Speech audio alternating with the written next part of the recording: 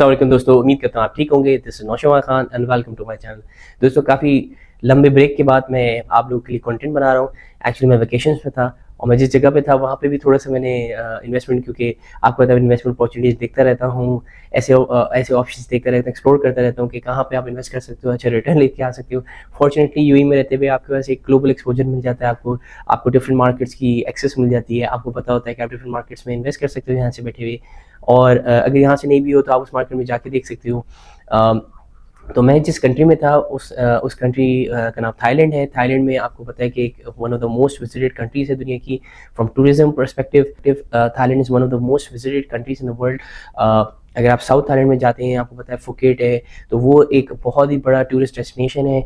वहाँ पे जब मैं थोड़ा टाइम स्पेंड कर रहा था, जब मैंने देखा तो बिल्कुल सारी शहर में बिलबोर्ड्स लगे हुए थे कि आप इन्वेस्टमेंट ये कर सकते हो इस अपार्टमेंट में, this land is for sale, this apartment is for sale. But before we begin this video formally, if you are new to the channel, please do like and subscribe the channel if you have not already done so। मैं different topics पे जो कि personal finance, investment opportunities, life as an expert in GCC, travel vlogging, इन तरीके के different topics पे मैं videos बनाता हूँ। So please do like and subscribe the channel to support me. So दोस्तों, इस तरीके के डिफरेंट बिलबोर्ड्स लगे हुए थे, आप इन्वेस्टमेंट कर सकते हो, नहीं कर सकते हो। तो मैंने जब देखा तो वहाँ की डिफरेंट वेबसाइट्स हैं, जिसमें से एक फास्टवाज के नाम से एक वेबसाइट है जो कि आप देख सकते हो। मैं भी उस पर आपको वेबसाइट पे भी लिख के जाता हूँ। लीगैलिटी के पॉइंट ऑफ व्यू से अगर देखा जाए तो आप एज एन एक्सपर्ट या एज एन फॉरेनर इन्वेस्टमेंट कर सकते हो सिर्फ और सिर्फ कॉन्डोज में।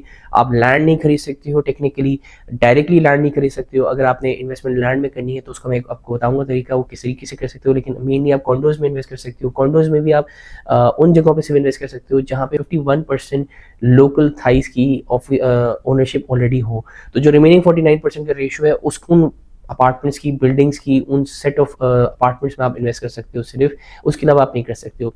लेकिन इसकी फ्लिप साइड, ऑफ कोर्स ये लीगैलिटी बहुत टफ है। इसमें इसका मतलब है कि थाई गवर्नमेंट ज़्यादा इंकरेज नहीं करती कि फॉरेनर्स आके वहाँ पे रियल एस्टेट खरीदें, ऑफ कोर्स, क्योंकि लोकल्स के लिए भी प्रॉब्लम बन सकती है। और ऑफ कोर्स फुकेट और इस तरीके की जैसी टूरिस्ट डेस्टिनेशंस में अगर फॉरेनर्स आके ज़्यादा परचेज करने लग जाएंगे और रहना शुरू कर देंगे तो ऑफ कोर्स लोकल इकोनॉमी को इम्पैक्ट हो सकता है, फॉर द बेटर और फॉर द वर्स। बहुत सस्ता मुल्क है इस सेंस में कि इन्वेस्टमेंट के पॉइंट ऑफ व्यू से आपको एक बहुत अच्छा ज़बरदस्त सा कॉन्डो मिल जाएगा। 150, 120, 200,000 धर्म्स में आपको मिल जाएगा।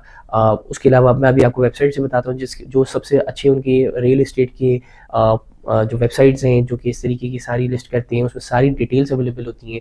मैंने खुद जाके विजिट भी किए कुछ अपार्टमेंट्स को, जस्ट टू एक्सप्लोर और देखने के। ऑल्दो मुझे टाइम बहुत कम मिला, मैं फैमिली ट्रिप के लिए गया था, तो उसके लिए मुझे टाइम नहीं मिला इतना ज़्यादा कि मैं ज़्यादा जाके एक्सप्लोर कर सकूँ ऑफ कोर्स इस चीज़ को। लेकिन मैंने एक आध जगह पे गया था, लेकिन मैंने इन वेबसाइट्स को बहुत थॉरोली देखा और I am very interested to invest in those properties जो कि थाईलैंड में या स्पेसिफिकली साउदर्न थाईलैंड में अवेलेबल हैं।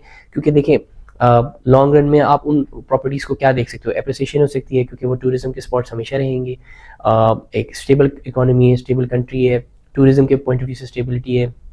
सेकेंडली आप उसको एयरबीएनबी दे सकते हो, आप उसको रेंट पे चढ़ा सकते हो, आप अपने लिए रख सकते हो अगर आपको कभी कल जाना हो।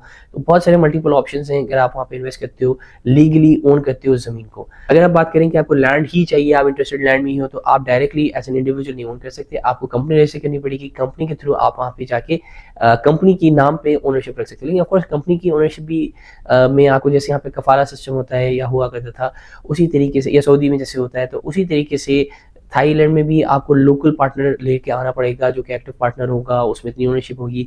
तो मैं हमेशा कहता हूँ कि दोस्तों आप इजी वे रखो अगर आपने इन्वेस्टमेंट करनी है। मुझे काफ़ी एक्साइटिंग लगी है अपॉर्चुनिटी, अच्छा लगा कि वहाँ पे आप इन्वेस्ट कर सकते हो। पोटेंशियल अपॉर्चुनिटी बहुत ज़्यादा है, खूबसूरत जगह है, आप वहाँ पे इन्वेस्ट करो, वहाँ पे रिटर्न आएंगे और एनुअली रिटर्न्स आते रहेंगे आपके पास और आपकी वैल्यू अप्रिसिएशन भी होगी। तो उस सेंस में आप इजी वे आउट कॉन्डोज ऐसे सर्च करो और उन कॉन्डोज में इन्वेस्ट करो, उधर से रिटर्न होगा। एयरबीएनबी पे चढ़ा सकते हो, booking.com पे लगा सकते हो, प्रॉब्लली उनको वैसे ही रेंट आउट कर सकते हो। तो बहुत सारे ऑप्शन हैं दोस्तों, और चीप कंट्री है तो आपको चीप लेबर मिल जाएगा मैनेज करने के लिए उसको।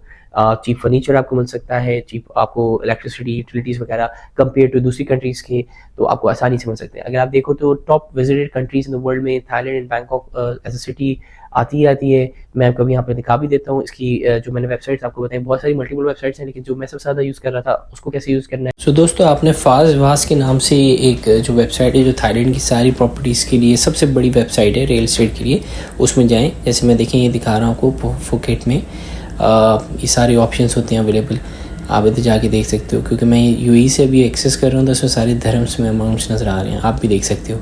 फॉर इंस्टेंस ये मुझे प्रॉपर्टी का समझ आ रही है जो लिस्टेड 2 वीक्स अगो है, डैक पताऊँ जो कि फुकेट में मेनली जगह है बीच वगैरह के पास ही। तो उसमें अगर आप देखें तो ये सारी उसकी प्रॉपर्टी की डिटेल्स वगैरह यहाँ पे नज़र आ रही होंगी आपको।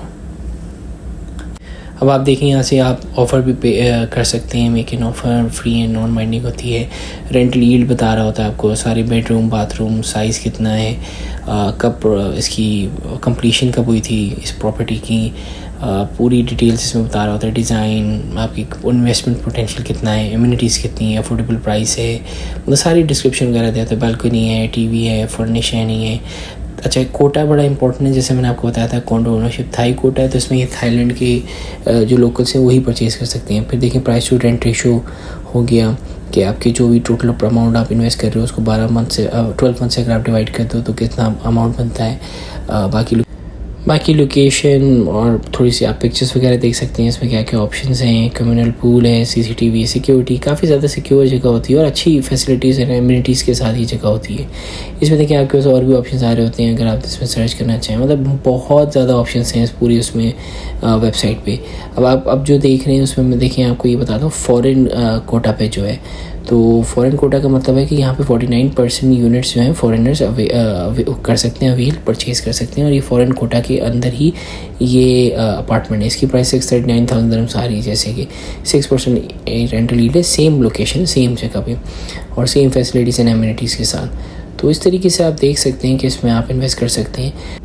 बाकी यही आपको वेबसाइट पे भी आप देख सकते हैं कि फॉरेनर्स कैसे ओन कर सकते हैं। आपको जैसे मैं बताया 49% कोटा होता है फॉरेनर्स ओन कोटा का, जिसके थ्रू आप इन्वेस्ट कर सकते हो और 100% ओनरशिप हो सकती है। 100% उस कॉन्डो की आप ओनरशिप ले सकते हैं एज अ फॉरेनर। बाकी प्रोसेस बड़ा सिंपल सा एंड ईजी है, कोई इतना मुश्किल नहीं है, और थोड़ा सा कॉम्प्लिकेटेड लगता है और लोग परेशान होते हैं कि कैसे आप ले सकते हो।